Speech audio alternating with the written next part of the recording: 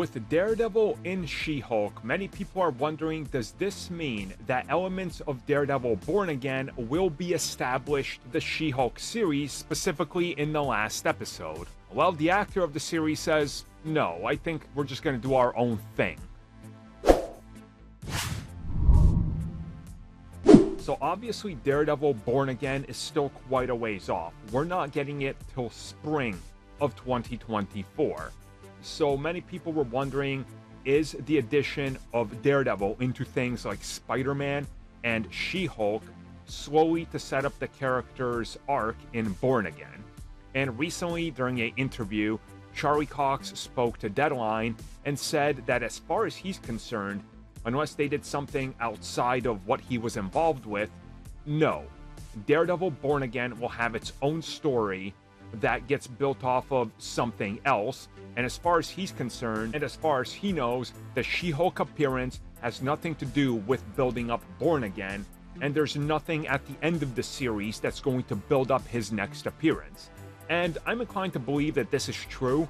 Again, they started writing She-Hulk way before they were even planning, as far as we know, as far as the actors and even Marvel Studios has said, that they were going to be committing to a Born Again.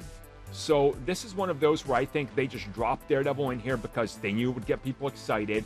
It keeps him in the MCU, keeps him as part of the conversation while they work on Daredevil. And again, sure, there will be a couple elements, right? Obviously the suit. The suit will transfer over. The suit he's wearing will be an Echo. But Echo is really going to be the foundation of where the character goes next. And him telling Deadline, yeah, what he does in She-Hulk, it's its own thing. It's not really involved with Born Again. But in the future, you're going to see how it all ties together. Makes sense. Daredevil and She-Hulk is to establish, oh yeah, in the MCU, he's now interacting with these characters. You don't know where he's going to pop up. Echo will establish more. Then Born Again is its own thing that builds off of what happens in Hawkeye, that builds off of what happens in Echo, and whatever else they might drop hints towards, and then you start building up that future.